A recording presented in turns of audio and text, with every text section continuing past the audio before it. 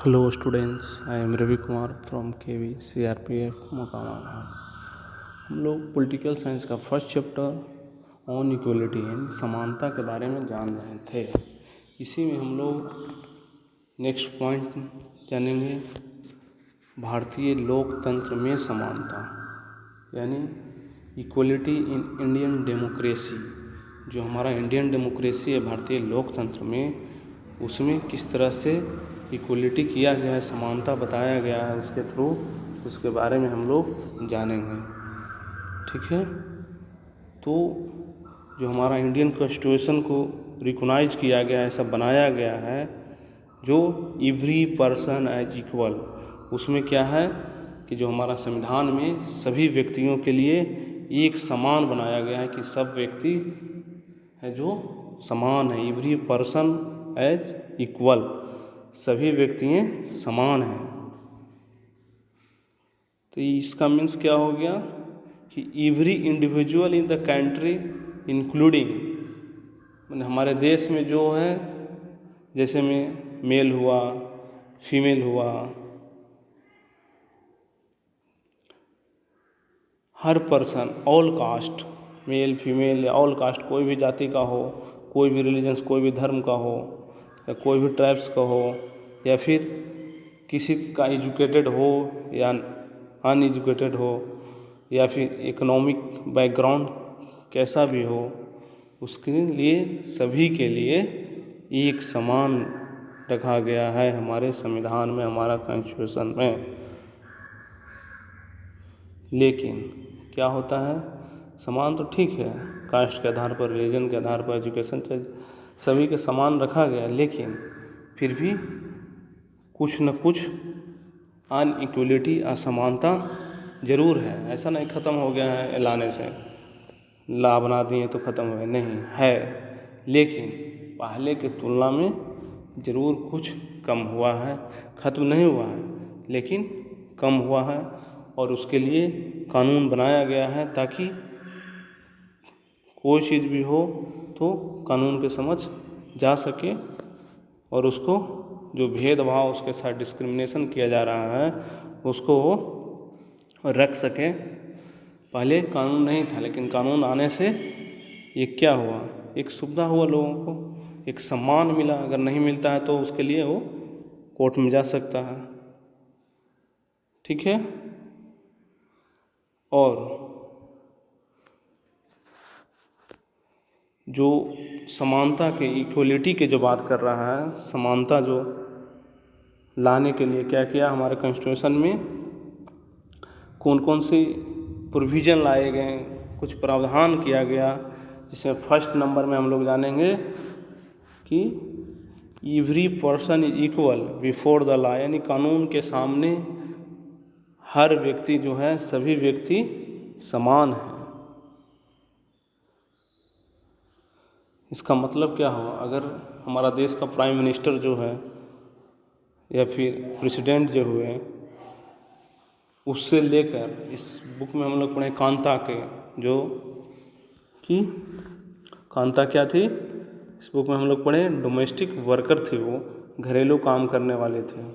उस तक के लेकर एक राष्ट्रपति से लेकर एक घरेलू काम करने वाले नौकर तक सभी के लिए एक समान कानून है, सभी के लिए एक समान कानून का पालन करना है। ठीक है, फर्स्ट नंबर में से संविधान में प्रोविज़न लाया गया है इक्वलिटी के लिए, समानता के लाने के लिए, समानता स्थापित हो उसके लिए। और सेकंड नंबर में क्या है कि सेकंड नंबर में person can be discriminated against on the basis of their religion. कोई भी अगर है तो उसका भेदभाव हम उसके धर्म के आधार पर, या फिर जाति के आधार पर, या फिर वंश के आधार पर, या फिर उसके जो जन्म स्थान के आधार पर, या फिर वही प्लेस ऑफ बर्थ, या फिर फीमेल या मेल होने के आधार पर हम उसको डिस्क्रिमिनेट नहीं कर सकते हैं, भेदभाव नहीं किया जा सकता है। ठीक है, तो दूसरा रूल हम लोग जाने। थर्ड नंबर में है कि every person has access to all public place. Public place में सभी लोग जा सकते हैं। जो सार्वजनिक स्थान है वो सभी व्यक्तियों के लिए है। जैसे एग्जाम्पल के तौर पर कौन हुआ सार्वजनिक स्थान, जैसे प्ले ग्राउंड, खेल का मैदान हुआ, होटल हुआ, या शॉप या दुकान या मार्केट, ये सब में क्या है, सभी लोग जा सकते हैं, सार्वजनिक स्थान है। और जो पब्लिकली अवेलेबल है, जैसे में वेल, रोड या फिर बाथिंग घाट जो होता है नहाने के लिए घाट बनाया गया है, उसका भी यूज कर सकते हैं लोग। ठीक है, तो 3 ला देखें हम लोग, कानून के समान सबके समान लाने के लिए ऐसा बनाया गया है। 4th नंबर में हम लोग जानेंगे अपश्रियता का उन्मूलन कर दिया गया। अपश्रियता मतलब समझते होंगे आप लोग, अनटचेबिलिटी, जो पहले छुआछूत के जो था, जो टचिंग नहीं होते थे, SC ST जो आदिवासी समाज से हैं उन लोगों से, उसको समाप्त कर दिया गया, एबलिस्ट कर दिया गया। ठीक है,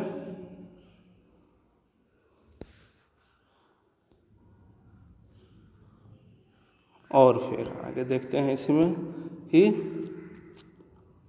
जो गवर्नमेंट के थ्रू जो समानता के लिए, इक्वलिटी के लिए जो अधिकार लागू किया गया है, गारंटी दिया गया है कॉन्स्टिट्यूशन में, उसके बारे में हम लोग जानेंगे।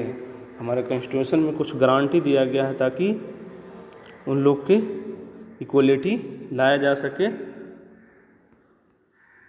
जिसका 2 वे है, 2 तरह से लागू किया गया है। पहला नंबर में, फर्स्ट नंबर में क्या है कि थ्रू लॉ, यानी कानून के द्वारा उसको।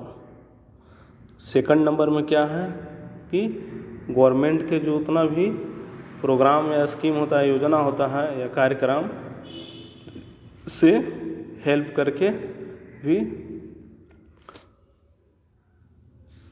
उसको समानता के अधिकार दिलाया जा सकता है। ठीक है, और भी इंडिया में डिफरेंट टाइप के अनेकों कानून बनाए हैं जो व्यक्तियों को समान व्यवहार प्राप्त करने के अधिकार के रक्षा करते हैं। और कानून के साथ साथ समुदाय उनके जो बहुत पहले, जो 100 साल पहले या 200 साल पहले जो डिस्क्रिमिनेशन के भावना से उनको देखा जाता, असमानता था, अनइक्वलिटी का व्यवहार होता था उनके साथ, उनका जो लाइफ को सुधारने के लिए डिफरेंट टाइप के प्रोग्राम या स्कीम को चलाया गया है ताकि उनको सुविधा हो सके, और जो पहले उनको मौका नहीं मिला था वो अब मिल सके। ठीक है, इसी में एक चीज़ है सपोर्ट मिलने के लिए, तो एक चीज़ इसमें है कि जो गवर्नमेंट है जो क्या चलाया है, मिड डे मील स्कीम है, मध्याह्न भोजन योजना या व्यवस्था किया है। दोपहर के खाने की भोजन है, मध्याह्न भोजन योजना, मिड डे मील स्कीम है। ये क्या है कि ऑल गवर्नमेंट, जितना भी गवर्नमेंट एलिमेंट्री स्कूल है से, एलिमेंट्री स्कूल से लेके प्राइमरी चिल्ड्रेन, जो प्राइमरी स्कूल के हैं या एलिमेंट्री स्कूल के जितना भी बच्चे हैं उन लोग के लिए लंच में खाने की व्यवस्था किया गया है। दोपहर में भोजन की व्यवस्था स्कूल के थ्रू ही किया जाता है। ये मिड डे मील है। और इसके बारे में हम लोग जानेंगे, मिड डे मील को जो स्टार्ट किया गया था मध्याह्न भोजन योजना, वो इंडिया में फर्स्ट स्टेट कौन स्टार्ट किया था, तो तमिलनाडु स्टेट में हुआ था स्टार्टिंग। फिर 2001 में सुप्रीम कोर्ट ने और सभी जितना भी स्टेट थे, स्टेट गवर्नमेंट को वो स्कूलों में 6 मंथ के अंडर में ही स्टार्ट करने के लिए ऑर्डर दिया था सुप्रीम कोर्ट ने। कब? 2001 में मिड डे मील योजना को लागू करने के। इस तरह से पूरा देश में मिड डे मील योजना अभी लागू है और सभी बच्चों को दोपहर के खाना मिलता है। और उससे क्या हुआ, एक फ़ायदा उससे क्या हुआ, प्रॉफिट एडवांटेज क्या आया कि जो बच्चे स्कूल नहीं जाते थे, जो कम से कम अब भोजन को देखकर या भोजन के लिए ही तो स्कूल पहुंचेंगे, एक फ़ायदा वो हुआ। कि जो पहले कुपोषण के शिकार हो जाते थे, उनको भोजन अच्छा नहीं मिलता था, वो तो कम से कम स्कूल में मिलेगा उन लोग को, ये भी एडवांटेज आया। और जो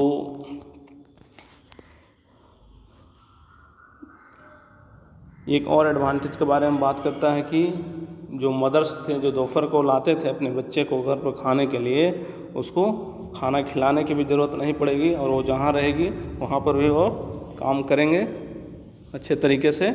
इस तरह से बच्चा जिसका भी रहेगा, जो प्राइमरी स्कूल, एलिमेंट्री स्कूल में जो पढ़ रहा है, वो वहीं पर उसको भोजन की व्यवस्था हो जाएगा। और एक एडवांटेज क्या था कि जो यहाँ कास्टिज्म जो सिस्टम था, कास्ट का जो जातिगत जो था कि इसके साथ बैठकर नहीं खाया जाए, साथ में नहीं रहा जाए, तो जितना भी एलिमेंट्री स्कूल है जहाँ मिड डे मील योजना है, वहाँ पर सभी बच्चों को एक साथ बैठाकर खिलाया जाता है, जिससे जातिवाद की जो भावना हमारे समाज में बनी हुई थी उसको तोड़ने में मदद मिलता है।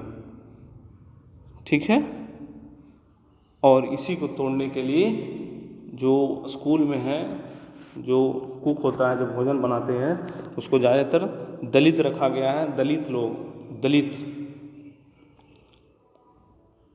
दलित यानी हरिजन, जो उन महिलाओं को काम पर रखा गया ताकि ये जी भावना बना था मानव में, वहाँ के लोगों में, वो कम से कम भावना कम हो सके। ठीक है। और इसके साथ साथ जो मिड डे मील जो स्कीम है, जिससे क्या होता है, जो पुअर फैमिली के जो स्टूडेंट थे उसको भूख भी बेचारा कि उसको मिट जाए, वहाँ भूख मिटाने के लिए भी उसके लिए हेल्पफुल है, उसको सहायता करता है ताकि उसको भरपेट भोजन भी मिल जाए और उसके साथ साथ वो पढ़ाई भी कर सकता, वहाँ पढ़ भी सकता था। ठीक है। इस तरह से हम देखें कि गवर्नमेंट है जो स्कीम लाती है ताकि जो भेदभाव है, असमानता है, इनइक्वलिटी की जो भावना है वो धीरे धीरे समाप्त हो। इसी के लिए और भी बहुत सारे स्कीम को लाया गया है। ठीक है।